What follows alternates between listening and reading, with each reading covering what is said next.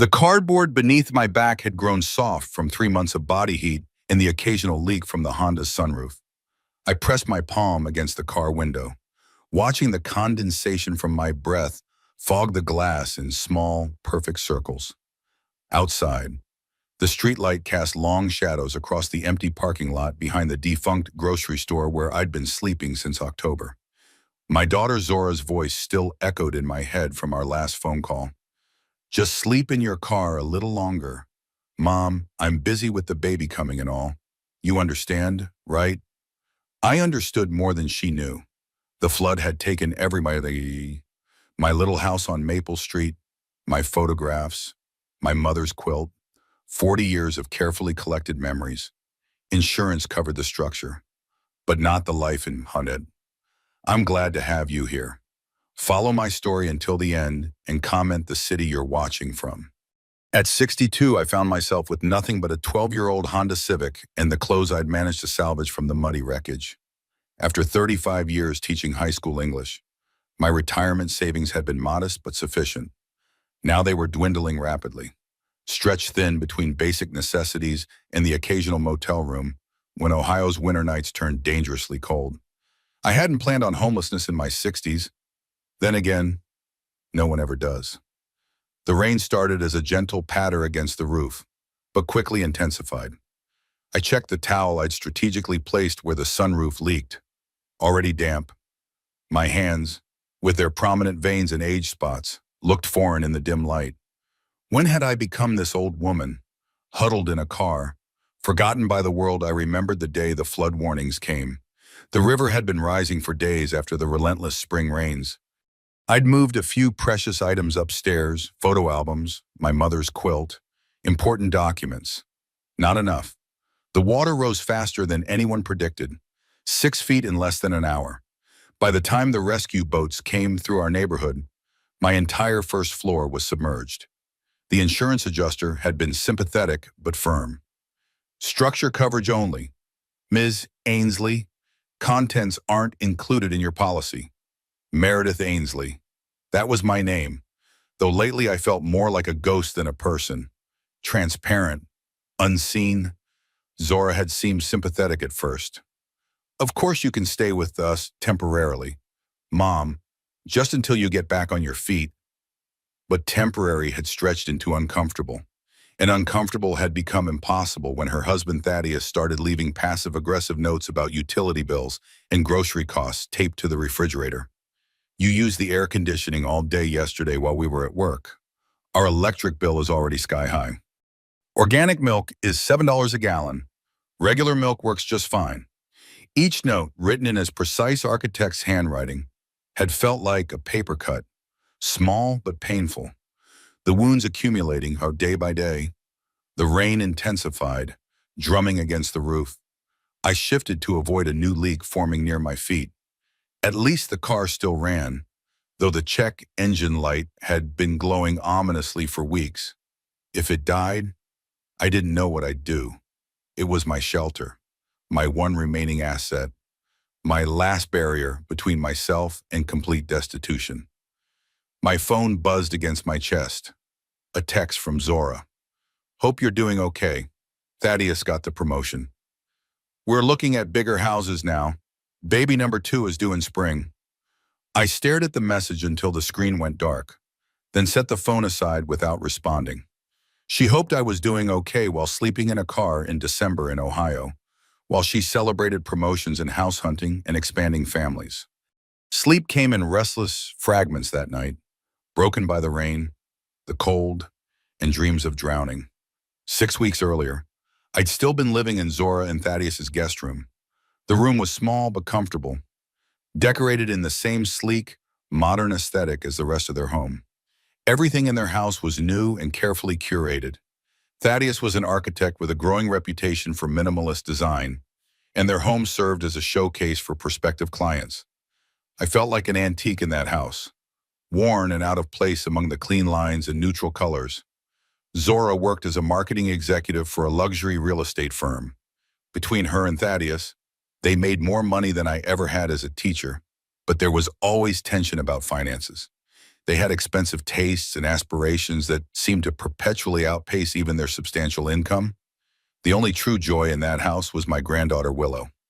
At 18 months old, she was a whirlwind of curiosity and affection, with Zora's curly hair and my own gray-blue eyes. Gamma, she'd squeal when I appeared in the morning, arms outstretched for a hug. Those moments made everything else bearable. I tried to make myself useful. I cooked dinner most evenings, kept the house spotless, and watched Willow when their nanny called in sick. I minimized my presence when Thaddeus was home, keeping to my room or taking long walks around the neighborhood. It wasn't enough. One evening in early October, I was in the kitchen preparing dinner when I overheard Zora and Thaddeus talking in their home office. The door was slightly ajar, and their voices carried clearly. "How much longer is she staying?" Thaddeus asked. "It's been over a month." "What am I supposed to do?" Zora's voice was defensive. "She lost everything in that flood. She has insurance money. She should be looking for an apartment." "The insurance barely covered the mortgage payoff. There's nothing left." A heavy sigh from Thaddeus. "We need our space back. Zora, especially with the baby coming." My wooden spoon froze mid-stir. "Baby? What baby?" "I know," Zora said, her voice softer now. "I'm just not sure how to tell her. She's been through so much already." "Tell her we need the room for a nursery," which is true. I haven't even told her I'm pregnant yet. My heart hammered in my chest. A second grandchild on the way. And Zora hadn't told me. How long had she known? How many doctor's appointments had she gone to without mentioning a word to me? "Look," Thaddeus continued, "I know she's your mother, but we have to think about our family first. Our growing family. The guest room needs to be a nursery. And frankly, having your mother here is stressful. She's always around, always watching. I feel like I can't relax in my own home. She tries to be helpful. Too helpful. I don't need her rearranging my office or washing my dress shirts incorrectly. And the way she looks at me when I come home late like I'm neglecting you or something. She's just protective. She's judgmental. And I want her gone before we announce the pregnancy to everyone else. Can you imagine how awkward it will be? She'll expect to stay even longer to help with the baby." The sauce I was stirring began to burn, filling the kitchen with an acrid smell. I quickly moved the pot off the heat, but my hands were shaking so badly I nearly dropped it. The conversation continued, but I couldn't bear to hear more. That night, I lay awake in the carefully decorated guest room, the future nursery, planning my exit. My own daughter was keeping secrets from me, while her husband counted the days until my departure. I'd become an inconvenience, an unwelcome guest overstaying her welcome. The next morning, Zora was feeding Willow breakfast when I entered the kitchen, my few belongings already packed into 2 suitcases. "I've been thinking," I said, keeping my voice casual. "It's time I found my own place." Zora looked up from the high chair, surprise and relief battling on her face. "Oh, where are you thinking of looking?" "I have a few options." I lied.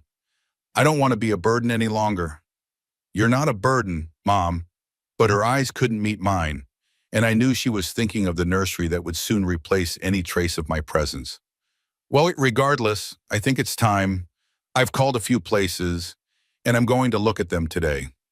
"That's great." Her relief was palpable now. "You know you can always visit, right? Willow loves having you around." Behind her, Thaddeus entered the kitchen, catching the tail end of our conversation. He didn't bother hiding his satisfaction. "Moving on to better things. Louise, good for you." He never called me Meredith, always Louise, as if determined to keep me at a formal distance. "Hopefully," I said, forcing a smile. "It's time I stood on my own 2 feet again." "Well, we're here if you need anything," he offered magnanimously, knowing I would never ask. I kissed Willow goodbye, inhaling the sweet baby scent of her hair one last time. "Bye-bye, my little sunshine," I whispered. She patted my cheek with sticky fingers, oblivious to the fact that this was more than a casual departure. As I loaded my suitcases into the Honda, I glanced back at the house. Zora stood in the doorway, one hand resting unconsciously on her still flat stomach. She gave a small wave, then turned back inside before I had even pulled away from the curb. I had nowhere to go, but they didn't need to know that. The first night in my car, I parked in a Walmart lot, having heard that they sometimes allowed overnight parking. I reclined the driver's seat as far as it would go and covered myself with my coat, too wired with anxiety to sleep. Every passing car, every shadow made my heart race. I'd never felt so vulnerable. By morning, I was exhausted and disoriented. I used the Walmart bathroom to wash my face and brush my teeth, avoiding eye contact with other shoppers. Did they know? Could they tell I was homeless that day? I drove to the public library, a place I'd always found comforting. The librarian, Octavia Reynolds, greeted me with a smile. She knew me from my teaching days. I'd brought students on field trips to the library for research projects many times over the years. Meredith, how lovely to see you. I heard about your house, such a terrible thing. How are you holding up? I managed what I hoped was a convincing smile, taking it day by day. Actually, I'm apartment hunting. Thought I'd use the computers here to look at listings. Of course, take all the time you need. The library became my daytime sanctuary. I'd arrive when they opened at 9 a.m. and stay until closing at 8 p.m. I applied for jobs, researched assistance programs, and searched for affordable housing. But affordable housing in our area was scarce. Waiting lists were long, and my fixed income made most apartments out of reach. As for jobs, who wanted to hire a 62-year-old retired English teacher? I applied for retail positions, administrative work, even dog walking. The few interviews I secured ended with polite rejection emails or, more often, no response at all. My retirement savings dwindled alarmingly. Some nights, when the temperature dropped below freezing, I'd splurge on a cheap motel room. Most nights, I slept in the car, parked behind an abandoned grocery store where I was less likely to be disturbed. I developed a routine: library by day, car by night, shower at the YMCA twice a week using a day pass. Meals from fast food dollar menus or canned goods I could open without cooking. I kept my phone charged at the library and carefully rationed my data when away from Wi-Fi. Zora texted occasionally, brief messages about Willow or her work. I responded with equal brevity, never revealing my circumstances. Pride, perhaps, or the knowledge that any admission of my true situation would be met with uncomfortable obligation rather than genuine concern. One evening in late October, Octavia approached my computer station just before closing time. "Meredith," she said quietly, "forgive me for asking, but are you living in your car?" My face burned with shame. Had I become so transparent? "What makes you think that?" Her eyes were kind, not pitying. "You're here every day, all day. You bring all your belongings with you. And yesterday, I saw you sleeping in your car in the parking lot after we closed." I couldn't speak past the lump in my throat. "I'm not judging," she continued gently. "I just want to help if I can." The dam broke then. In hushed tones, I told her everything: the flood, my dwindling savings, Zora and Thaddeus's thinly veiled relief at my departure, the nights spent huddled in my car. Octavia listened without interruption. When I finished, she took my hand across the table. "My sister runs a women's shelter. It's not ideal, but it's safe and warm. Let me call her." A shelter, the word stuck in my throat. How had I come to this just temporarily until something better comes along? But the shelter was full. There was a waiting list of 3 weeks. Octavia offered her own spare room, but I couldn't impose on her kindness. She had her own life, her own family. I was not her responsibility. Instead, I accepted a bag of toiletries, some non-perishable food, and a blanket she insisted on giving me. "At least let me check on you," she said. "Text me every evening so I know you're safe." It was the most genuine concern anyone had shown me in months. November brought colder temperatures and the first snow. I developed a persistent cough that rattled in my chest. My arthritis flared in the damp cold, making my joints ache constantly. I rationed my medications, skipping doses to make them last longer. Thanksgiving loomed on the horizon. Zora called, her voice overly bright. Mom, we want you to come for Thanksgiving dinner. It wouldn't be the same without you. Was this an olive branch? A genuine desire for my company? Or obligation? That sounds lovely, I said, suppressing a cough. What can I bring? Just yourself. Thaddeus is smoking a turkey, and I'm handling the seats. You can help with Willow. Of course. They needed a babysitter while they cooked. The day before Thanksgiving, I spent nearly half my remaining cash on a motel room. I needed to shower, to wash my clothes, to appear as though my life wasn't falling apart. I couldn't let Zora see how far I'd fallen. Couldn't bear the mix of pity and discomfort that would cross her face. Their house was warm and fragrant with roasting turkey when I arrived. Willow ran to me, arms outstretched, and for a moment, everything else fell away. Gamma up, she demanded, and I scooped her into my arms, ignoring the protest from my aching back. Zora emerged from the kitchen, wiping her hands on a towel. She looked radiant, her pregnancy now slightly showing in the gentle curve of her belly. Mom, you look. She hesitated, her eyes taking in my too thin frame, the dark circles under my eyes that concealer hadn't quite masked. Tired. Are you feeling okay? Just a little cold. Nothing serious. I bounced Willow on my hip, using her as a distraction. This little one has grown so much in just a few weeks. Thaddeus appeared in the doorway, cocktail in hand. Louise, glad you could make it. His eyes narrowed slightly. You're not contagious, are you? We can't afford to have Willow getting sick right now. Before I could answer, Zora jumped in. I'm sure Mom wouldn't come if she was really sick, right? Mom, it's just a cold, I repeated. The meal was delicious but tense. I picked at my food, my appetite diminished by anxiety and the persistent nausea that had accompanied my cold. Thaddeus dominated the conversation with talk of his promotion, their house hunting, and the nursery designs he was considering. We're looking at properties in Lakewood Hills, he said, naming the most exclusive neighborhood in the area. With the new baby coming, we need more space, and the schools are excellent. That sounds lovely, I murmured, though the thought of them moving even further up the socio-economic ladder while I slept in my car created a bitter taste in my mouth. Mom, we have news, Zora said suddenly. We're having another baby. I feigned surprise, exclaiming appropriately and asking all the right questions. When was she due? Did they know the gender? How was she feeling? We're turning the guest room into a nursery, Thaddeus added, a pointed reminder that my former space was being repurposed.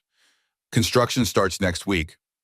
After dinner, while Zora and Thaddeus cleaned up, I sat with Willow in the living room, reading her favorite book.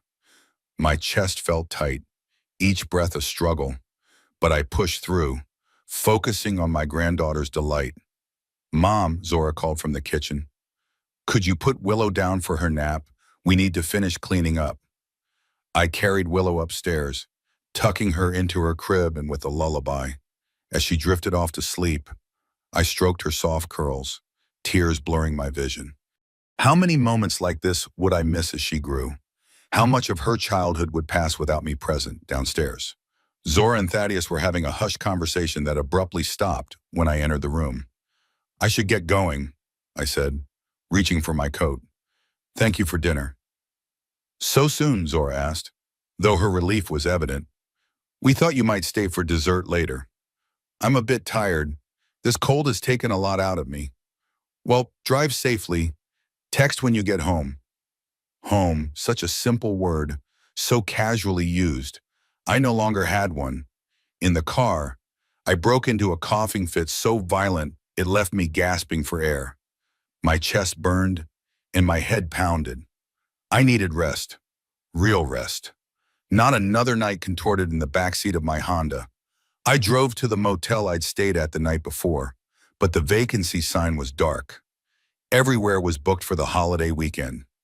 In desperation, I parked in my usual spot behind the abandoned grocery store and reclined the seat as far as it would go. The temperature dropped throughout the night. Rain turned to sleet, then snow. I wrapped myself in every piece of clothing I had, but the cold seeped into my bones. My cough worsened, each spasm sending knives of pain through my chest. By morning, I could barely breathe. My phone showed 3 missed calls from Octavia. I'd forgotten to check in the night before. As I reached to call her back, a wave of dizziness washed over me. The phone slipped from my fingers, and darkness closed in from the edges of my vision. My last conscious thought was of Willow's face, her tiny hands patting my cheeks. Gamma. She called me Gamma. I couldn't leave her yet. I wasn't ready. Then nothing. I awoke to the steady beep of monitors and the antiseptic smell of a hospital room. For a moment, I thought I was back in the flood, being rescued from my submerged house. But the pain in my chest and the IV in my arm told a different story. "She's awake," a familiar voice said. Octavia's face appeared above me, lined with concern. What happened? My voice was a rasp, barely audible. "Pneumonia," she said. "I got worried when you didn't check in. Found you unconscious in your car. You've been here for 3 days. 3 days I tried to sit up, but my body refused to cooperate." "Easy," Octavia cautioned. "You were severely dehydrated and hypothermic on top of the pneumonia. The doctor says you're lucky to be alive." Lucky wasn't the word I would have chosen. Embarrassed, ashamed, terrified of the hospital bill that was accumulating with every beep of the monitors. "Does Zora know?" I asked. Octavia's expression turned guarded. "I called her the first day. She said she'd come, but she hadn't. Of course not. A sick, homeless mother wasn't part of her carefully curated life." "It's okay," I said, though it wasn't.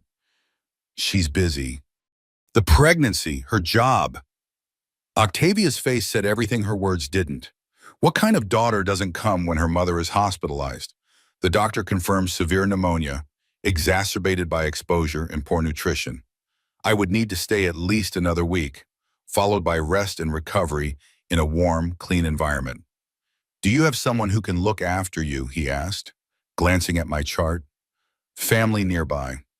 "She'll be staying with me," Octavia said before I could answer. Her tone brooked no argument. I was too weak to protest, too grateful for her kindness. The hospital days passed in a blur of medications, breathing treatments, and fitful sleep. Octavia visited daily, bringing books and companionship. Zora called once, her voice tight with awkward concern. "I'd come see you, but I can't risk getting sick. The baby, you know." "Of course," I said. "I understand. Do you have somewhere to go when they release you, your apartment?" I hesitated, pride battling with practicality. "Yes, I've made arrangements." "Good, that's good. Well, get better soon. Okay, Willow keeps asking for you." It was the closest thing to genuine emotion I'd heard from her in months. On my 5th day in the hospital, a nurse brought in my personal effects, the contents of my pockets when I'd been admitted. My phone was dead, but I plugged it into the bedside charger. As soon as it powered on, notifications began flooding the screen. Most were from Octavia, from before she'd found me. But there was also an email from an unfamiliar address, Harrison Blackwell and Associates, estate attorneys. Curious, I opened it. "Dear Ms. Ainsley, we represent the estate of your late aunt, Winifred Holloway. We have been attempting to locate you regarding a bequest in her will. Please contact our office at your earliest convenience to discuss the inheritance she has left you." I stared at the screen, certain I was hallucinating. Aunt Winnie, my mother's older sister, who'd moved to California in the 1980s, I'd assumed she'd died years ago. We'd exchanged letters and occasional phone calls for a while after she left. But the correspondence had tapered off over the decades. With shaking fingers, I called the number in the email. The receptionist transferred me to a Mr. Phoenix Blackwood, who confirmed the legitimacy of the email. "Ms. Ainsley, thank you for returning our call. We've been trying to reach you for several weeks. Your aunt, Winifred Holloway, passed away on September 30th, just after the flood, while I was still living with Zora and Thaddeus." "I'm sorry to hear that," I said, genuine grief mixing with confusion. But I don't understand why you're contacting me. Winnie and I haven't spoken in years. Ms. Holloway named you as her sole beneficiary. She has left you her entire estate.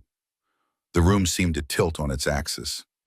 Her entire estate, but what does that include? Her home in Pasadena, California, investment accounts, life insurance. The property is worth approximately $850,000. The liquid assets total another $320,000. There are some debts to settle, but you're looking at inheriting well over $1 million. Ms. Ainsley, $1 million. The words seemed to hover in the air, impossible and miraculous. From homeless to millionaire in the span of a phone call. There must be some mistake, I managed. Why would she leave everything to me? According to the notes in our file, you were her only living relative. She updated her will 6 months ago, specifically naming you as her sole heir. There's also a letter she left for you, which we've been holding until we could locate you. I ended the call in a daze, promising to come to their office as soon as I was released from the hospital. A letter. Winnie had left me a letter, along with a fortune I couldn't begin to comprehend. That evening, when Octavia visited, I shared the impossible news. Winnie, she repeated.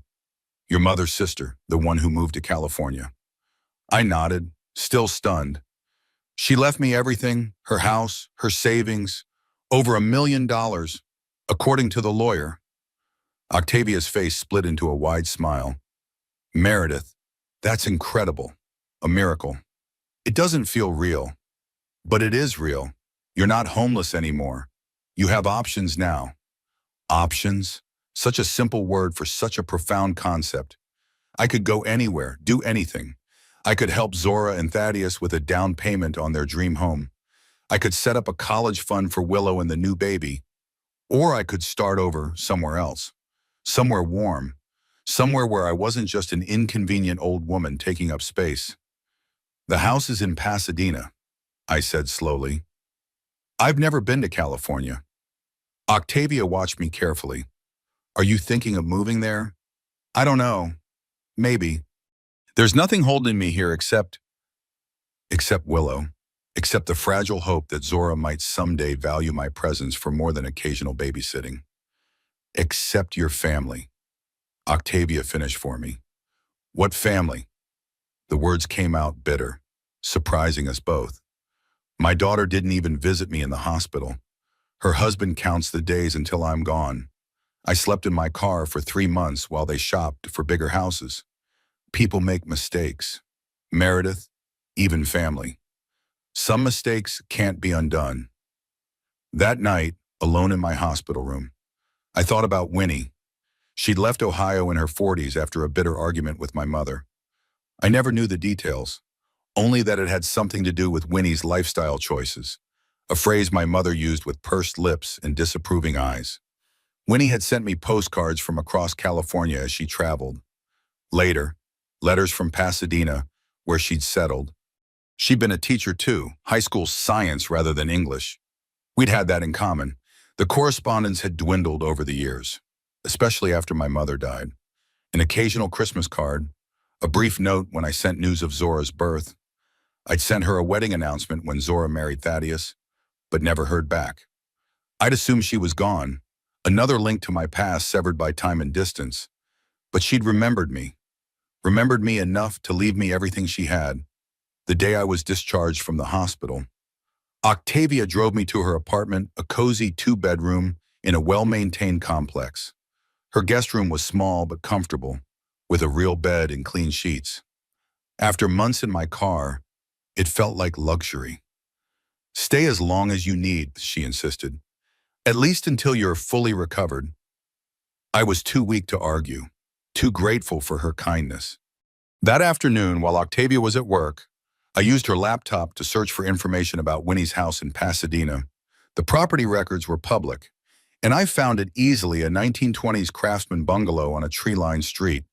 The tax assessment valued it at just over $800,000, but in California's housing market, it was likely worth more. I used Google Street View to virtually walk down Winnie's street, marveling at the mature trees and well-maintained homes. It was beautiful, a far cry from the abandoned parking lot where I'd nearly died. My phone chimed with a text from Zora. Heard you're out of the hospital. Feeling better. Much better, I replied. Staying with a friend while I recover. Good. Let us know when you're up for visitors. Willow misses you. No mention of missing me herself. No offer to help with my recovery. Just Willow. The emotional currency she used to maintain the barest minimum of a relationship. I didn't respond. Instead, I opened my email and wrote to Phoenix Blackwood, asking about the process for claiming my inheritance and inquiring about Winnie's letter. He responded within the hour, professional and efficient. We scheduled a meeting for the following week. Once I was stronger, he'd bring all the necessary paperwork, as well as Winnie's letter. That night, I dreamed of California sunshine and orange trees. In the dream, Winnie was there. Though her face was hazy, it had been decades since I'd seen her.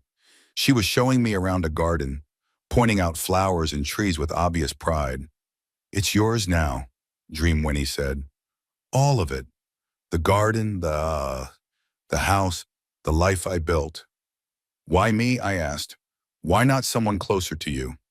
She smiled, the details of her face coming into focus. She had our family's gray-blue eyes, the same ones I'd passed to Zora, who'd passed them to Willow. Because you understand what it means to start over, she said.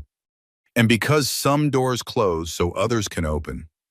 I woke with tears on my face and a clarity I hadn't felt in months.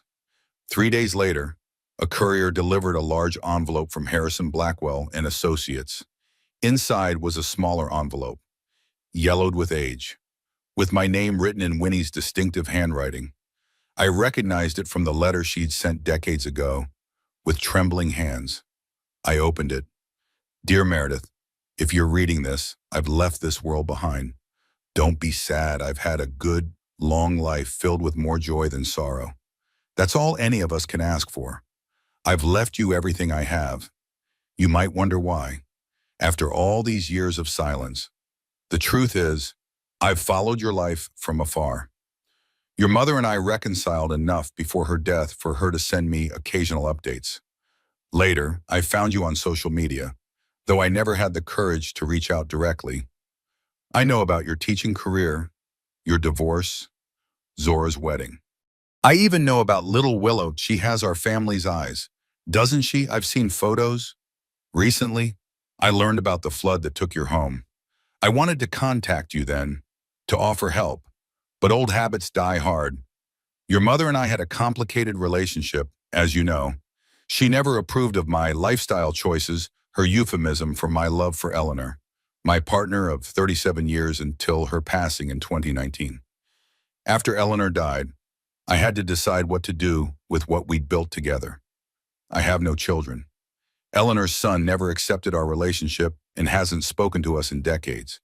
But you, Meredith, you were always kind, always accepting, even when you were young and didn't fully understand. So I'm giving you a fresh start, a home that needs someone to love it, a life that needs to be lived. Take it with my blessing, and know that it comes with no strings attached. Stay in Ohio if that's where your heart is. Sell the house if you prefer. The money is yours to use as you see fit. But if I might offer one piece of advice from an old woman who's seen her share of life, don't let others define your worth. Not family, not friends, not society. You are more than what you can do for others. Remember that. With love and hope for your next chapter. Winnie, I read the letter 3 times, tears blurring the words. Winnie had known about the flood, had wanted to help. Had she known I was homeless? Had she somehow sensed how desperate my situation had become? And Eleanor, her partner of 37 years, the lifestyle choice my mother had disapproved of. It all made sense now. The estrangement, the distance. Winnie had found love that my mother couldn't accept. And rather than compromise, she'd built a new life 3,000 miles away. Now she was offering me the same chance. A new life. A fresh start. That evening, I asked Octavia to drive me past Zora and Thaddeus's house. I didn't want to go in, just needed to see it from the outside. The house looked the same as always, perfectly maintained. tastefully decorated for the holidays with minimalist white lights outlining the roof and windows. Thaddeus's car was in the driveway, along with a luxury SUV I didn't recognize. Guests, perhaps, or a new vehicle purchase I hadn't been told about. "Do you want me to wait while you go in?" Octavia asked. I shook my head. "No, I just needed to see it." "Are you going to tell them about the inheritance?" I thought about Thaddeus's notes on the refrigerator, about Zora's casual dismissal of my homelessness, about sleeping in my car while they shopped for bigger houses. "Not yet," my boss said. "I need to figure some things out first." Back at Octavia's apartment, I booked a one-way ticket to Los Angeles for the following week.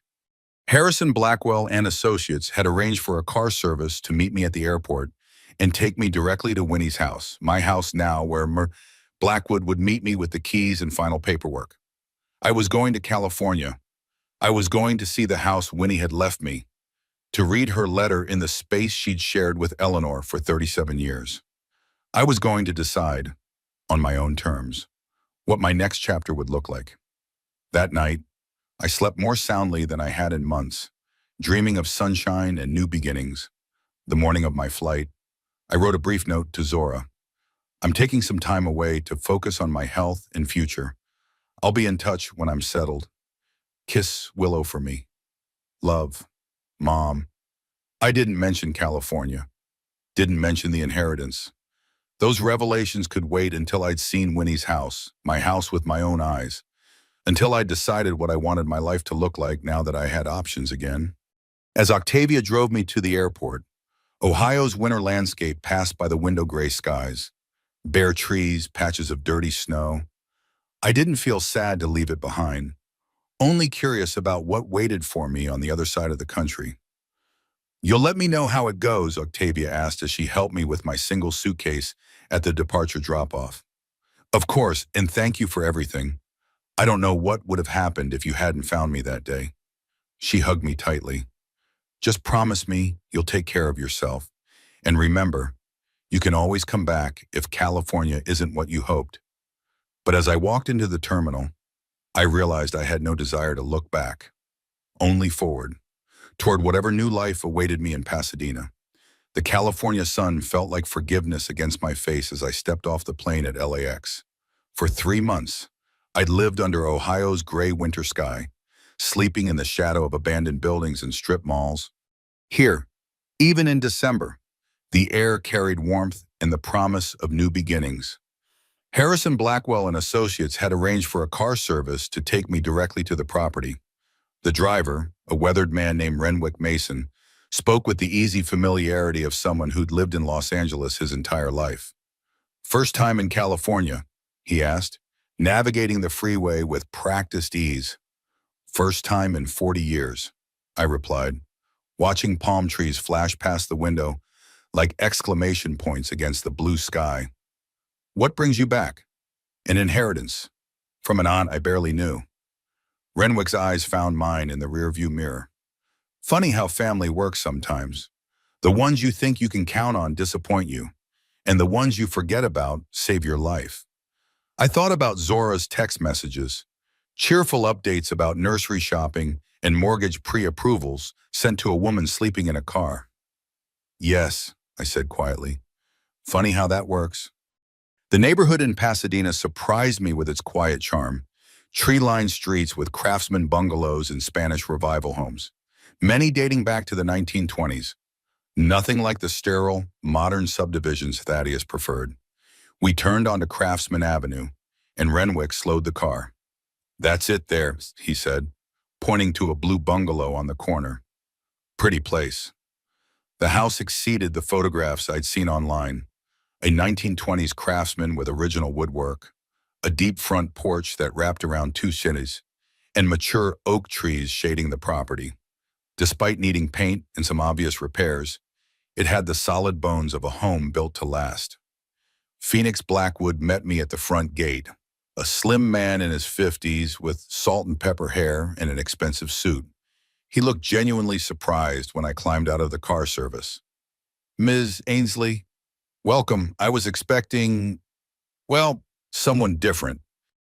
I looked down at my worn jeans and thrift store sweater, the nicest clothes I owned. Different house, Swam. Your aunt spoke of you often in her final years. She made it sound like you were quite successful, established. I assumed. He trailed off, perhaps noticing the way I gripped the gate for support as I looked at the house that was now mine. My aunt was remembering me from 40 years ago, I said. People change, circumstances change. Inside, the house told the story of a woman who'd lived alone, but not lonely. Every room was filled with books, plants, and carefully chosen antiques. The kitchen had been updated sometime in the 1990s, and while dated, everything was clean and functional. Aunt Winnie had left behind not just a house, but a complete life. The neighbors had been maintaining the yard and collecting mail, Mr. Blackwood explained as we walked through rooms that smelled of lavender and old books. Mrs. Montgomery next door has a key. She's been quite concerned about what would happen to the place. In the living room, I ran my hand over a baby grand piano in the corner, wondering if Winnie or Eleanor had played. The walls were lined with bookshelves interrupted only by windows and framed photographs.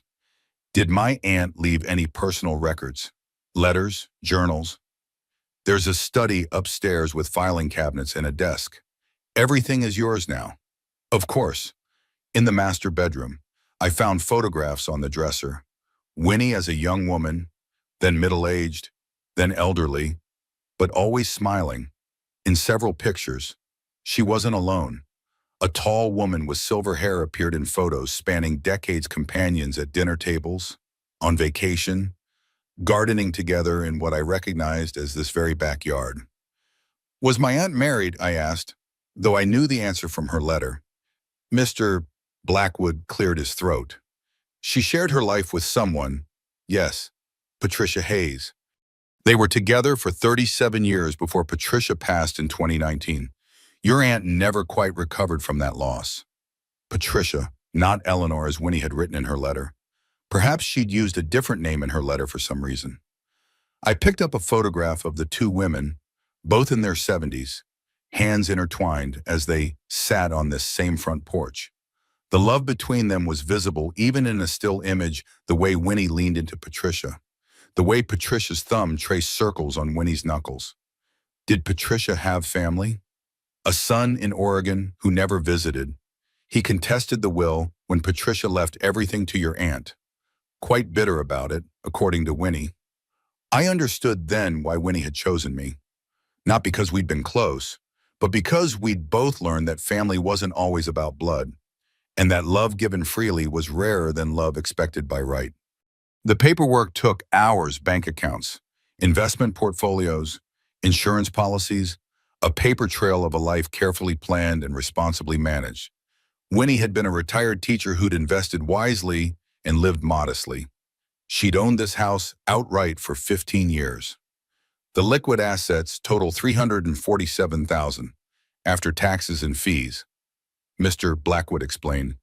The house is valued at $865,000 though in this market. It could sell for considerably more. Your aunt also maintained a small life insurance policy that brings the total inheritance to just over $1.2 million. The numbers felt abstract, like prices for items in a store I'd never imagined shopping in.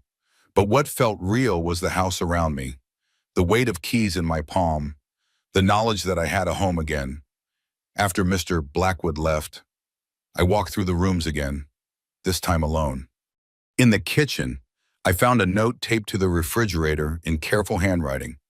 For whoever feeds the plants and collects my mail, there's wine in the pantry and cookies in the blue tin. Help yourself, W. I smiled at this glimpse of Winnie's personality, practical, thoughtful, generous even in small ways. As twilight settled over the neighborhood, I knocked on the door of the house next door. A woman in her 70s answered, her face lighting up when I introduced myself. You're Winnie's niece. Oh, honey.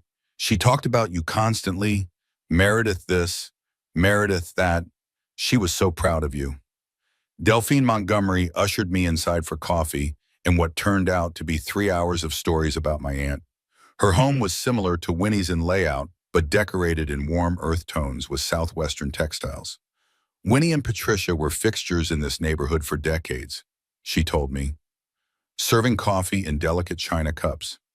They hosted the best garden parties, volunteered at the library, helped start the community garden 3 blocks over. Were they happy, I asked, needing to know more about the life Winnie had built after leaving Ohio. Deliriously, Delphine said with a soft smile. Not that they didn't have their struggles. Patricia's son refused to acknowledge their relationship for years, and there was some family drama from Ohio Winnie's sister. I believe, my mother, I confirmed. They had a falling out when Winnie moved away. She worried about you, especially this past year, Delphine continued. She had a feeling you were going through something difficult. She wanted to reach out, but didn't want to intrude. Meredith is strong, she'd say, but everyone needs help sometimes. I thought about the months I'd spent sleeping in my car, the careful rationing of every dollar, the slow erosion of dignity that comes with having nowhere to go. Winnie had somehow sensed my struggle from 2,000 miles away, while my own daughter, living 30 minutes from me, had seen it as an inconvenience to her expanding lifestyle. She changed her will 6 months ago, Delphine continued, added a provision that if anything happened to her, I should watch for you. She said, you might not know about the inheritance right away, and you might need extra kindness when you arrive. The thought of Winnie planning for my arrival, even after her death, brought tears to my eyes. This woman I barely knew had shown more concern for my welfare than my own daughter. That evening, I stood on Winnie's my front porch, and called Zora for the first time since arriving in California. Mom, finally, I was starting to worry. Where are you, California? And I said simply. California, what are you doing there? Did you find a job? Something like that. I watched the sunset paint the sky in shades of orange and pink that I'd forgotten existed. I inherited a house.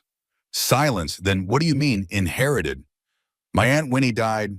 She left me her house and some money. Aunt Winnie, I thought she died years ago. A pause. How much money? There it was. Not, I'm so sorry for your loss, or how wonderful that you have a home again. Just how much money? Enough, I said. Well, that's fantastic news. Zora's voice turned bright, calculating. Frank and I were just talking about how we could help you get back on your feet. This solves everything. When are you coming home? Home as if the car I'd been sleeping in for 3 months was home, as if the parking lot behind a defunct grocery store was where I belonged. I'm not sure I am coming home. Zora. Another pause. What do you mean your life is here? Emma misses her grandmother, and with the new baby coming. You seem to manage just fine with me sleeping in my car for 3 months. Mom, that's not fair. Not fair. You knew I was homeless and did nothing. We offered to let you stay with us for 6 weeks until Thaddeus got tired of seeing me. That's not... Look, maybe we didn't handle things perfectly, but we're family. This inheritance is wonderful. But you don't need to run away to California. We can help you find a nice place here close to us. Close to them. Close enough to be convenient when they needed babysitting or help with the household projects, but not so close as to be a daily reminder of their capacity for callousness. I need to think about things, I said. Think about what, Mom? You're not making sense. Come home, we'll figure this out together. But as I looked out at the garden Winnie and Patricia had planted together, at the neighborhood where people left notes for each other and watched over empty houses, I realized I might already be home. I'll call you in a few days, I said and hung up before Zora could respond. That night, I slept in a real bed for the first time in months. Winnie's bed in Winnie's house, surrounded by the accumulated comfort of a life well lived. The sheets smelled like lavender, and through the open window, I could hear the gentle rustle of orange trees in the backyard. But sleep didn't come easily. My phone buzzed constantly with messages from Zora, each one more urgent than the last. Mom, call me back. We need to talk about this properly. Thaddeus thinks you're not thinking clearly. We're worried about you. Thaddeus thinks. Of course Thaddeus had an opinion about my inheritance, about my choices. About my life, Thaddeus. Who'd left notes about utility bills when I was homeless? Thaddeus, who was now, according to Zora's earlier texts, looking at bigger houses and planning bigger families. I turned off my phone and lay in the darkness, listening to the unfamiliar sounds of my new neighborhood. Somewhere in the distance, a train whistle echoed through the night. Cars passed occasionally, their headlights briefly illuminating the bedroom walls. Tomorrow, I would begin the work of building a new life. Tomorrow, I would decide who deserved to be part of it. But tonight, for the first time in months, I was warm, safe, and sleeping in a place that belonged to me. The study on the second floor became my sanctuary in those first days. A small room lined with bookshelves and filing cabinets, with a desk positioned in front of windows overlooking the backyard. Winnie had been meticulously organized, with folders labeled by year and subject. I found photographs I'd never seen Winnie as a young teacher in the 1960s, Winnie and Patricia at political rallies in the 1970s, their house purchase in 1983. There were letters too, decades of correspondence with friends across the country, and there was a folder labeled simply Family. Inside, I found my high school graduation announcement, wedding invitation, birth announcement for Zora, Christmas cards I'd sent over the years, newspaper clippings about my teaching awards, a printout of Zora's wedding announcement from the local paper. Most surprising was a recent folder labeled Meredith 2023-2024. Inside were printouts of news articles about the flooding in Ohio, a property record search for my house on Maple Street, a printout of Zora's social media page showing photos of Willow, and at the back of the folder, I found a letter addressed to me, dated just 2 weeks before Winnie died. It had never been sent. Dear Meredith, I've been following the news about the flooding in Ohio. Your town was hit particularly hard, and I can't stop thinking about you.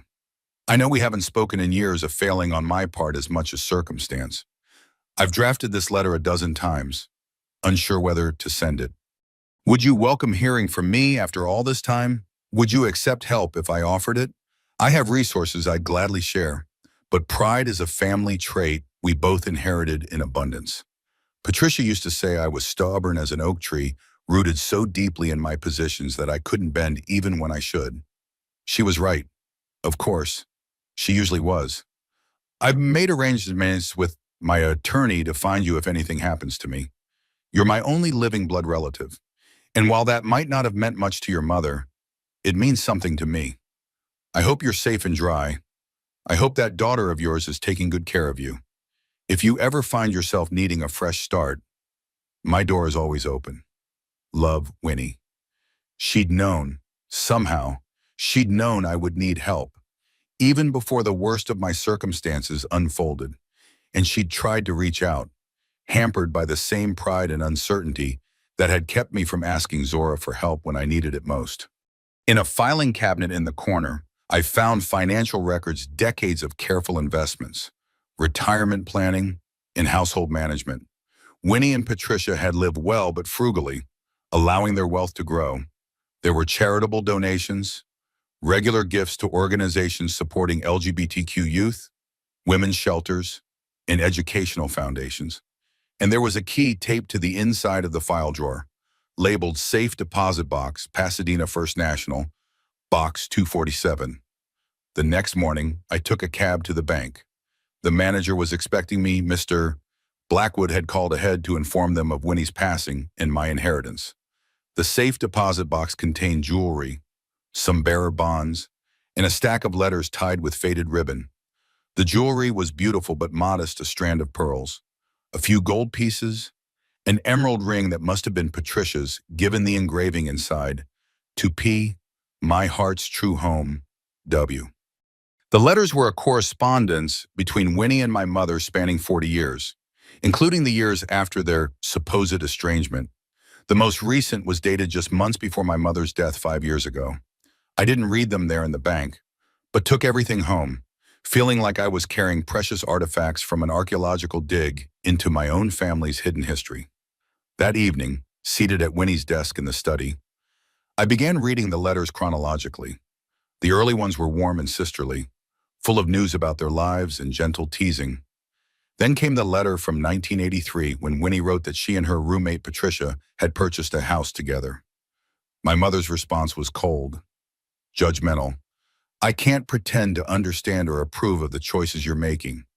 Mother and father would be heartbroken to see you living this way.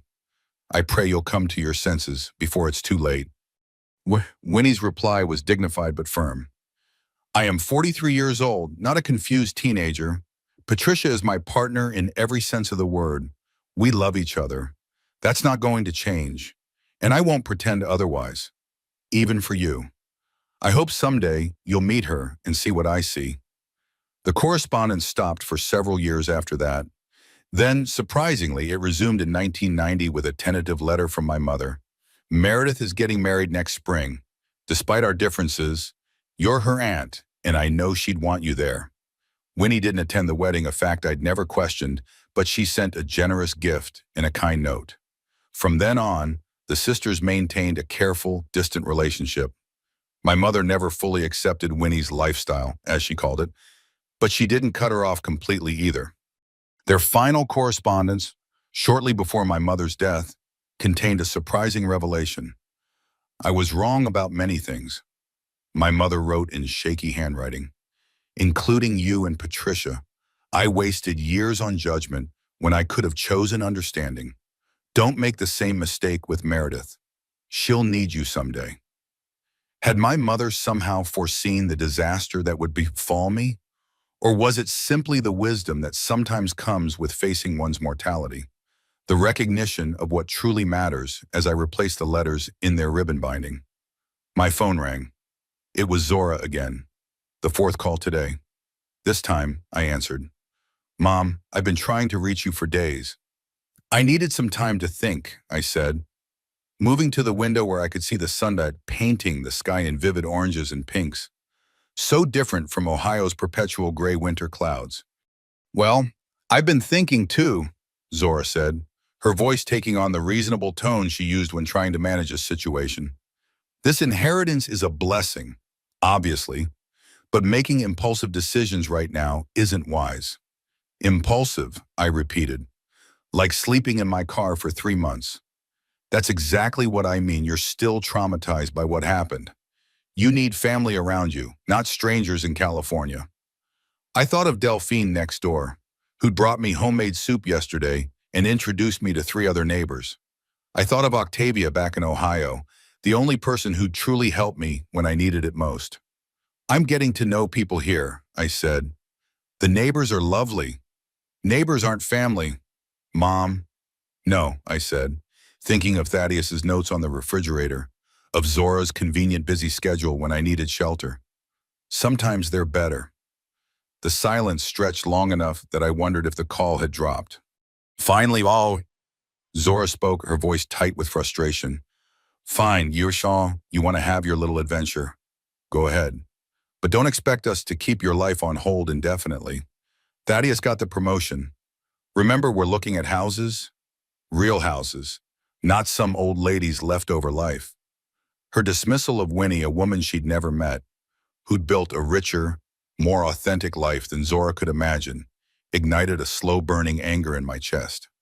Congratulations on Thaddeus's promotion, I said, meaning it less than she probably thought. We're actually flying out there next weekend, she said abruptly. My coffee cup paused halfway to my lips. What? We found tickets on sale. Thaddeus has some vacation days to use up before the end of the year. We thought we'd come see this famous house.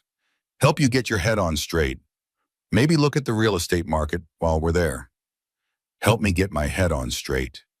As if moving from homelessness to home ownership represented confused thinking rather than miraculous good fortune.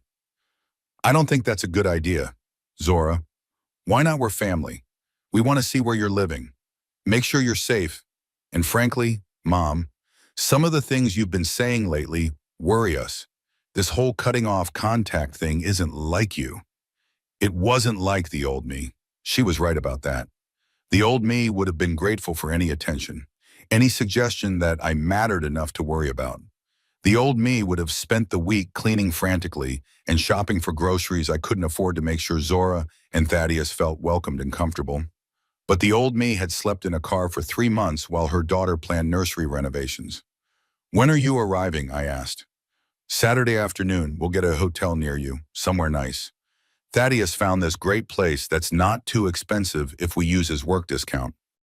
Of course. They'd stay in a hotel. Not because my house wasn't big enough. Winnie's guest room was lovely. But because staying with me would require acknowledging that this was actually my home. Not just a temporary delusion they needed to cure me of. "I'll pick you up at the airport," I heard myself say. "Perfect. Oh, Mom, you'll see. Once you spend some time with us, remember what you're missing. You'll realize this whole California thing is just grief talking. Grief makes people do strange things." After I hung up, I sat on the porch for a long time, watching Delphine work in her garden. Eventually, she noticed my stillness and came over to the low fence that separated our yards. "Everything all right, honey? You look like you've seen a ghost." "My daughter's coming to visit." Delphine's face brightened. "How wonderful, you must be excited." "I should be, but you're not." I found myself telling Delphine about the phone call, about Zora's assumption that I was having some kind of breakdown that needed correcting, about Thaddeus's opinions and their plans to help me get my head on straight. Delphine listened without interrupting, occasionally nodding and understanding. When I finished, she was quiet for a moment, pruning sheer idle in her hands. "You know," she said finally, "Winnie went through something similar when she first moved here. Her sister, your mother, I suppose, came to visit about 6 months after Winnie and Patricia bought this house. Came with her husband and a whole lot of opinions about Winnie's lifestyle choices." I'd never heard this story. "What happened?" "Oh, they had quite the visit. Lots of suggestions about how Winnie should live, who she should be. They stayed 3 days and spent most of it trying to convince her to move back to Ohio, find a nice man, live a normal life." Delphine snipped a dead rose with more force than necessary. Winnie told me afterward that she learned something important that week. "What?" "That love doesn't try to change you back into who you used to be. Real love celebrates who you're becoming." I pondered those words as I went back inside, climbing the stairs to Winnie's study, my study now. Seated at the desk, I opened my laptop and began searching for local hardware stores. I needed new locks for the front and back doors. Good ones. The kind that couldn't be easily bypassed. 3 weeks in California had changed me in ways I was only beginning to understand. My skin had lost the gray pallor of Ohio winter and homeless nights. My shoulders no longer carried the permanent hunch of someone expecting disappointment. When I caught my reflection in Winnie's antique mirrors, I saw glimpses of the woman I'd been before the flood, before Thaddeus's passive-aggressive notes, before I'd learned to make myself small enough to fit into other people's definition of convenient. I'd started each morning with coffee on the front porch, watching Delphine tend her garden next door. She'd wave and call out updates about neighborhood happenings, the Garcia's new baby, the Johnson's kitchen renovation, the book club that met every Thursday at the community center. Ordinary life. The kind I'd forgotten existed during my months of survival mode. The house itself was becoming mine through small daily choices. I'd moved Winnie's collection of mystery novels to make room for the few books I'd salvaged from the flood. I'd rearranged the kitchen to suit my left-handed cooking style. Most significantly, I'd hung my mother's quilt, the only piece of family history I'd managed to save, on the living room wall, where afternoon light would catch its faded colors. My phone had been mercifully quiet for days after I'd stopped responding to Zora's increasingly frantic messages. But this morning, as I sat with my coffee watching Delphine deadhead her roses, it rang with Zora's number. "Mom, thank God. I've been worried sick." "I'm fine, Zora. Just settling in."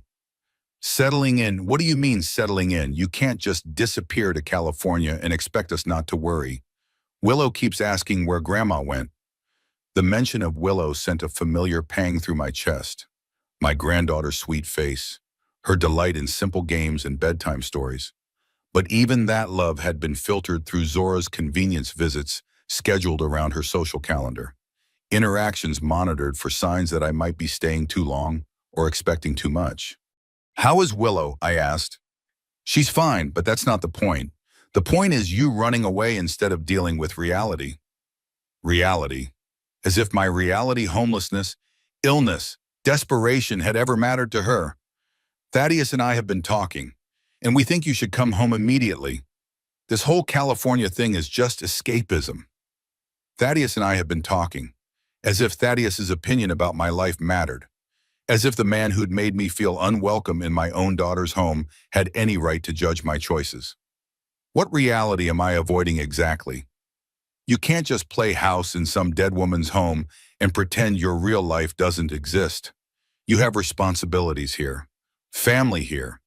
I had no family when I was sleeping in my car. "Oh, don't be so dramatic. That was temporary. We were figuring things out. For 3 months, Zora, I was homeless for 3 months while you figured things out. And now you're not. Problem solved. So sell the house, take the money, and come home where you belong." Where I belonged. In Zora's world. I belonged at wherever was most convenient for her. Close enough to provide free babysitting and holiday help. Distant enough not to interfere with her real life. "I like it here," I said simply. "You don't even know anyone there." "I'm getting to know people. The neighbors are lovely. Neighbors aren't family." "Mom." "No," I said, thinking of Delphine's daily waves, of the woman at the hardware store who'd spent an hour helping me choose the right paint for the front porch, of the book club members who'd already invited me to join them. Sometimes they're better. The silence stretched long enough that I wondered if the call had dropped. "Finally, Zora spoke, her voice tight with frustration. "Fine. You want to have your little adventure? Go ahead. But don't expect us to keep your life on hold indefinitely." Thaddeus got the promotion. Remember, we're looking at houses. Real houses, not some old lady's leftover life. "Congratulations on Thaddeus's promotion," I said, meaning it less than she probably thought. "We're actually flying out there next weekend." My coffee cup paused halfway to my lips. "What?" "We found tickets on sale. Thaddeus has some vacation days to use up before the end of the year. We thought we'd come see this famous house. Help you get your head on straight. Maybe look at the real estate market while we're there." Help me get my head on straight. As if moving from homelessness to home ownership represented confused thinking rather than miraculous good fortune. "I don't think that's a good idea, Zora." "Why not? We're family. We want to see where you're living. Make sure you're safe. And frankly, Mom, some of the things you've been saying lately worry us. This whole cutting off contact thing isn't like you." It wasn't like the old me. She was right about that. The old me would have been grateful for any attention, any suggestion that I mattered enough to worry about. The old me would have spent the week cleaning frantically and shopping for groceries I couldn't afford to make sure Zora and Thaddeus felt welcomed and comfortable. But the old me had slept in a car for 3 months while her daughter planned nursery renovations. "When are you arriving?" I asked. "Saturday afternoon. We'll get a hotel near you. Somewhere nice. Thaddeus found this great place that's not too expensive if we use his work discount." Of course, they'd stay in a hotel, not because my house wasn't big enough, Winnie's guest room was lovely, but because staying with me would require acknowledging that this was actually my home, not just a temporary delusion they needed to cure me of. "I'll pick you up at the airport," I heard myself say. "Perfect." "Oh, Mom, you'll see. Once you spend some time with us, remember what you're missing.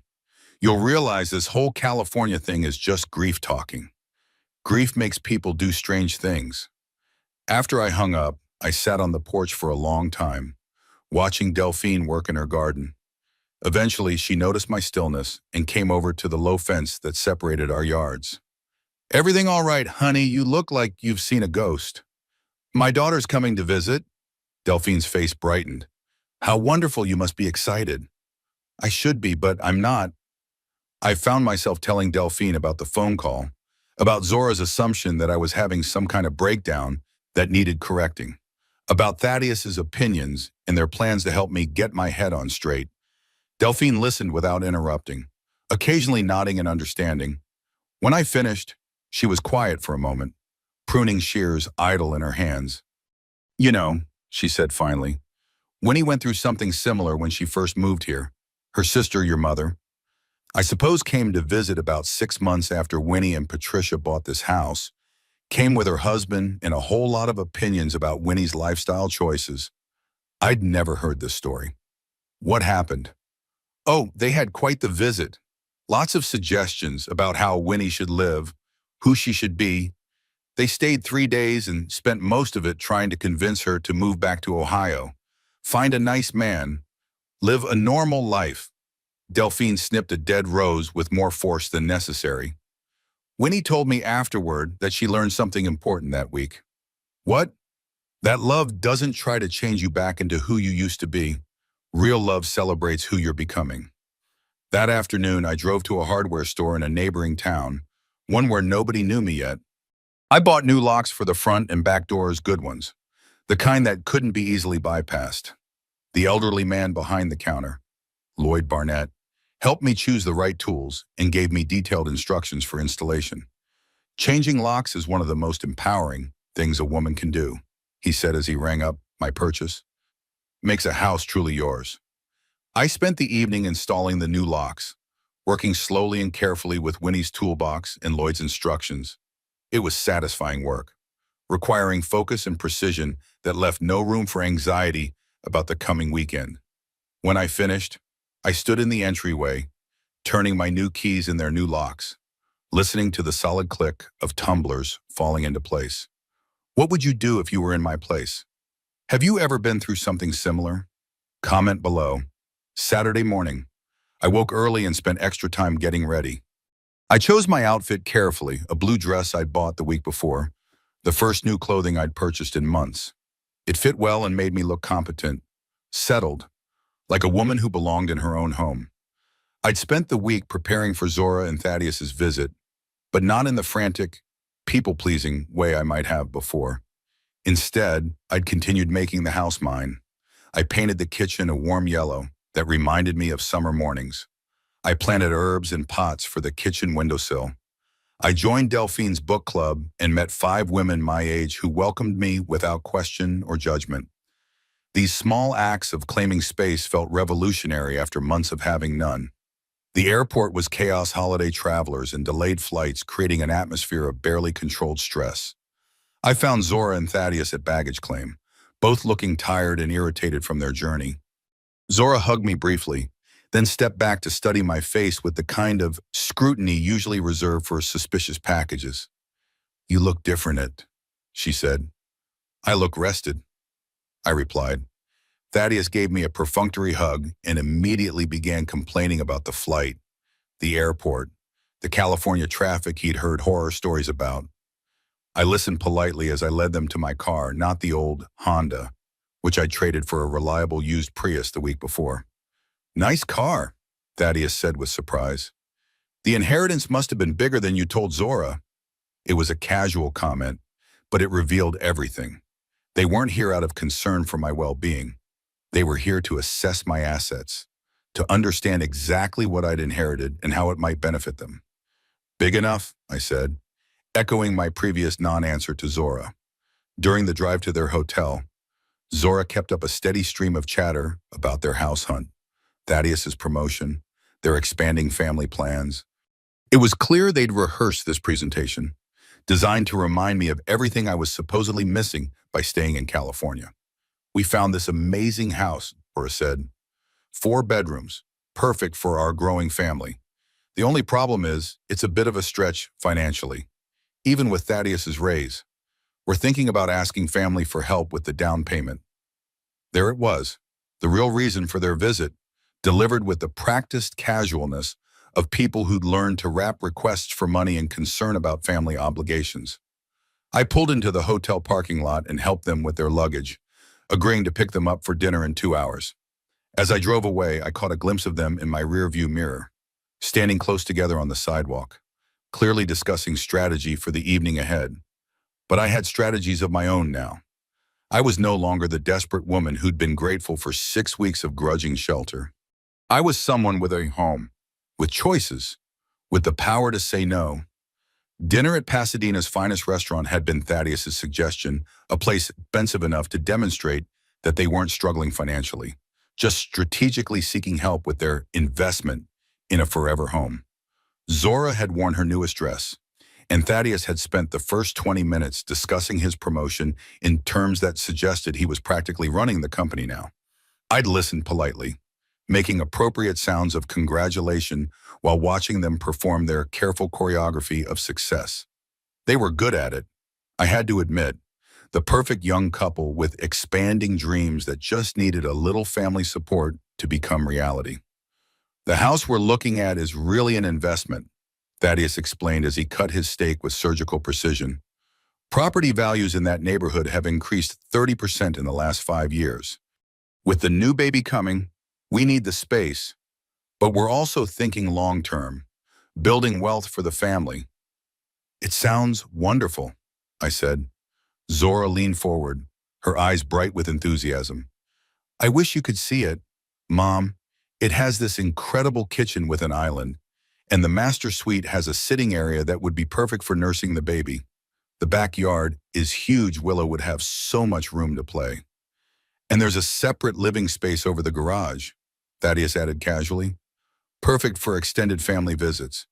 You could stay as long as you wanted when you come to visit.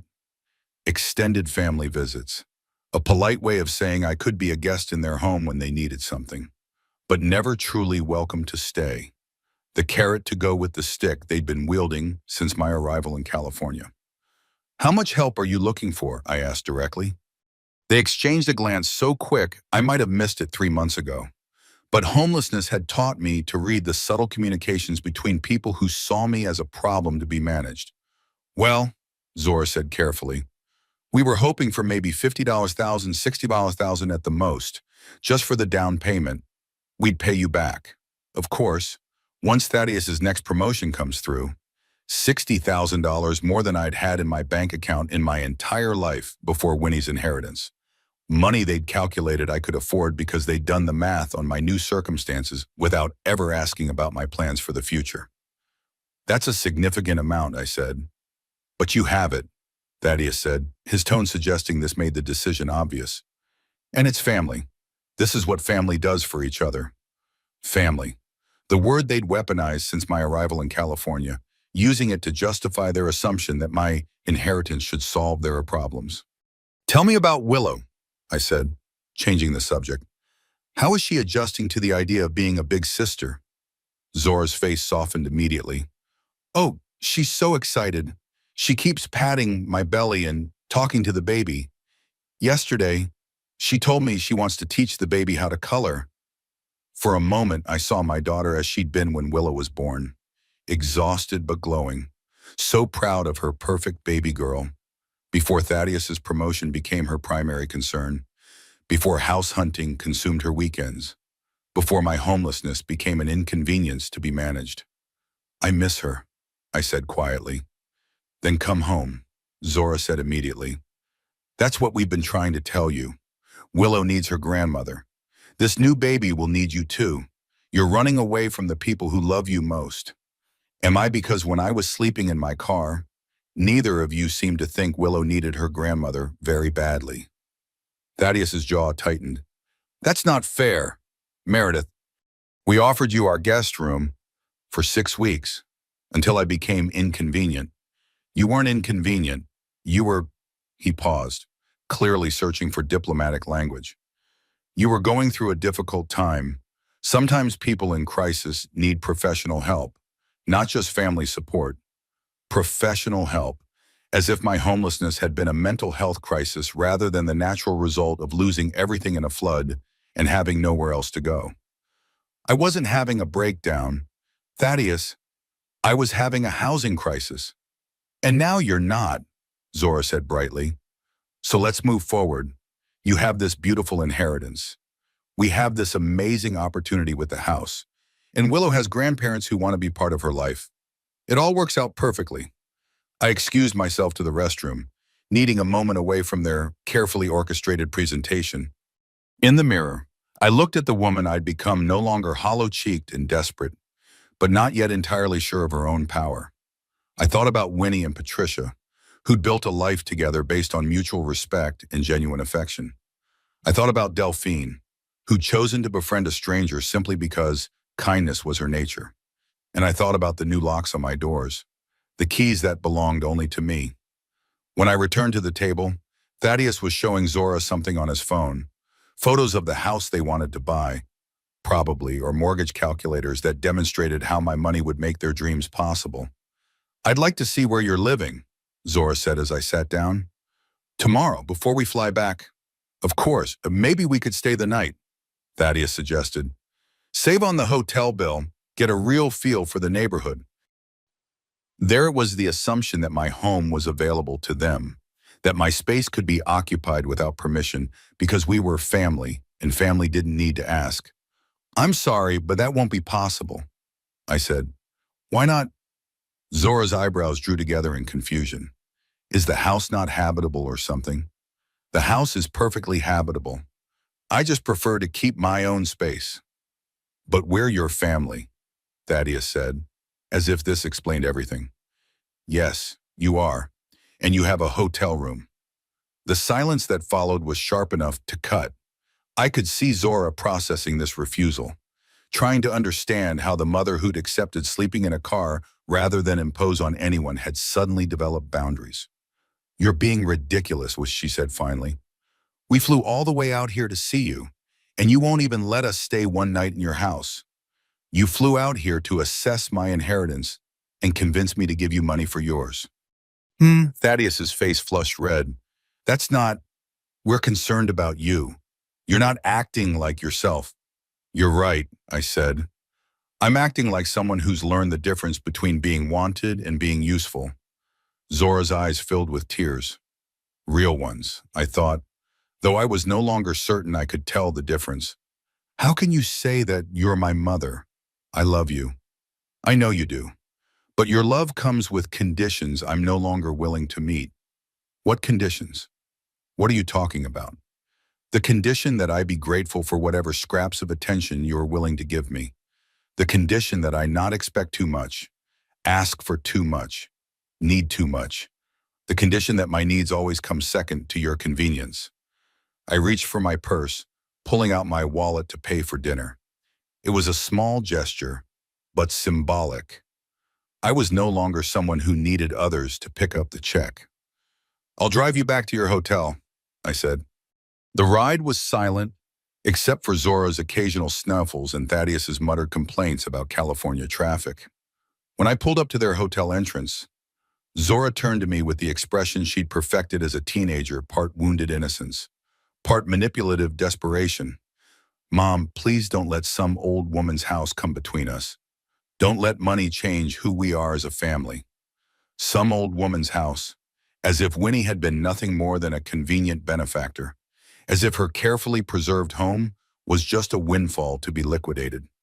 Money didn't change who we are, Zora. It revealed who we've always been. Thaddeus got out of the car without a word, but Zora lingered, her hand on the door handle. "We'll come by tomorrow morning before our flight," she said. "Maybe you'll feel differently after you've had time to think." "Maybe," I said, though we both knew I wouldn't. That night, I sat on Winnie's front porch with a cup of tea, watching the neighborhood settle into evening quiet. Delphine's house was dark. She'd mentioned going to her daughter's for the weekend, but other windows glowed with warm light. Families going about their Sunday evening routines. My phone buzzed with a text from Zora. "I love you, Mom. I hope you remember that." I typed and deleted a dozen responses before settling on, "I love you too. That's why this hurts so much." But I didn't send it. Instead, I turned off my phone and went inside, locking my new locks behind me. Tomorrow would bring the final confrontation. The moment when I would have to choose between the family I'd been born into and the life I was building for myself. For the first time since Zora's call announcing their visit, I felt ready for that choice. I'd spent months learning to survive on scraps of shelter, of dignity, of love. I'd forgotten that I deserved better, until Winnie's inheritance reminded me that some people understand the difference between charity and care, between obligation and genuine affection. In the morning, Zora and Thaddeus would arrive expecting the mother and mother-in-law they'd always known grateful, accommodating, willing to sacrifice for their happiness. Instead, they would meet the woman I was becoming, someone who understood her own worth, someone who'd learned that the most radical act of self-love is refusing to accept less than you deserve. The locks were changed. The boundaries were set. Tomorrow, I would discover whether love could survive the loss of convenient exploitation, or whether some relationships only work when one person holds all the power. I woke before dawn and made coffee in Winnie's kitchen, my kitchen now watching the sky lighten over the San Gabriel Mountains. In a few hours, Zora and Thaddeus would arrive for what they undoubtedly expected to be a final negotiation. One last chance to convince the confused old woman to see reason and remember her family obligations. But I wasn't confused. For the first time in months, possibly years, I saw everything with perfect clarity. By 9:00, I was dressed and ready. I'd chosen my clothes with the same care I'd taken the day before the navy dress that made me look competent and successful, paired with the pearl earrings Winnie had left in her jewelry box. When I looked in the mirror, I saw a woman who belonged in this house, who'd earned her place in this life. Delphine had returned from her daughter's house the night before, and I could see her moving around her kitchen, probably preparing for the day ahead. Part of me wanted to tell her what was coming, to have an ally nearby when the confrontation began. But this was something I needed to handle alone. At 9:47, a rental car pulled into my driveway. Zora and Thaddeus emerged looking tired and slightly hungover. Too much wine with dinner as they'd planned their strategy. Perhaps. Thaddeus carried a briefcase, which struck me as both pathetic and telling. He'd brought documentation to a family visit, papers to support whatever argument they'd rehearsed. I opened the door before they could knock, stepping onto the porch instead of inviting them inside. "Good morning," I said pleasantly. "How was your hotel?" "Fine," Zora said, her eyes scanning the house behind me as if looking for an opening to slip past my guard. "Can we come in? We don't have much time before our flight."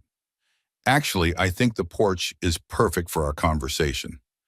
Thaddeus's jaw tightened with irritation. "Meredith, it's 40 degrees out here. It's 58 degrees and sunny, quite pleasant for December." I settled into one of the wicker chairs Winnie had arranged for watching sunsets. After a moment's hesitation, Zora and Thaddeus took the remaining chairs, though both looked uncomfortable with this outdoor negotiation. "Mom," Zora began, her voice taking on the patient tone she'd probably practiced. "We talked after dinner last night, and we want to apologize if we came on too strong about the house thing. We know you're still adjusting to your new situation." My new situation, as if inheriting a beautiful home and financial security was a medical condition that needed managing. "I'm adjusting quite well, actually." "That's wonderful," Thaddeus said, opening his briefcase with unnecessary flourish. "But we wanted to make sure you're thinking about the big picture. Long-term planning. You know, at your age, it's important to consider how to maximize your assets." At my age, I was 62, not 92, but in Thaddeus's mind, I was apparently too elderly to make financial decisions without his guidance. "What kind of long-term planning did you have in mind?" Thaddeus pulled out a folder thick with papers, printouts of real estate listings, mortgage calculations, investment projections. He'd done his homework. I had to give him that. "Well, for starters, this house is way too big for one person. The maintenance costs alone must be eating into your inheritance and California taxes." He shook his head as if personally wounded by the state's tax structure. "You could sell this place, buy something smaller and more practical in Ohio, and still have hundreds of thousands left over to help your family build wealth." "Help my family build wealth," I repeated slowly. "Exactly." Zora leaned forward eagerly. "It's about creating generational wealth. What's the point of having all this money if it just sits here while your family struggles with mortgages and daycare costs? Are you struggling, Zora?" She blinked, apparently not expecting the direct question. "Well, no, Not struggling exactly, but with the baby coming and Thaddeus's career trajectory, we need to position ourselves for success. The house we want isn't just about us. It's about creating the right environment for Willow and the new baby. Good schools, safe neighborhood, room to grow. And you think I should subsidize this positioning? We think you should invest in your grandchildren's future, Thaddeus said smoothly.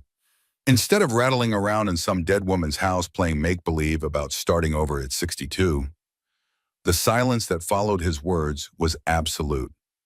Even the morning birds seemed to have paused their singing. Zora's face went pale as she realized Thaddeus had crossed a line they'd probably agreed he wouldn't cross. "Thaddeus," she said quietly. "No, let him finish," I said, my voice steady despite the fury building in my chest. "I'm curious about this make-believe life I'm apparently living." Thaddeus, emboldened by what he mistook for calm acceptance, leaned back in his chair. "Look, Meredith, I get it. You've had a rough few months, the flood, the temporary housing situation. It was all very traumatic. But you can't just run away to California and pretend to be someone you're not. You're a grandmother from Ohio, not some California lifestyle woman. This whole thing is just postponing the inevitable return to reality. And what reality is that? That you belong near your family. That your purpose is supporting the next generation, not playing house with someone else's life." There it was, the truth underneath all their careful maneuvering. In Thaddeus's mind, my value was entirely utilitarian. I existed to provide free childcare, holiday hosting, and now financial support for their ambitions. The idea that I might have my own dreams, my own right to happiness, was literally inconceivable to him. I looked at Zora, who was staring at her hands, unwilling to meet my eyes. She wasn't disagreeing with Thaddeus's assessment. She was just embarrassed that he'd stated it so baldly. "You know what's interesting?" I said conversationally. 3 months ago, I would have agreed with you. I would have sold this house, moved back to Ohio, and handed you whatever money you asked for. I would have been grateful that you still wanted me in your lives, even after proving how much of a burden I could be. "Mom," Zora started, but I held up a hand. "But then I learned something important.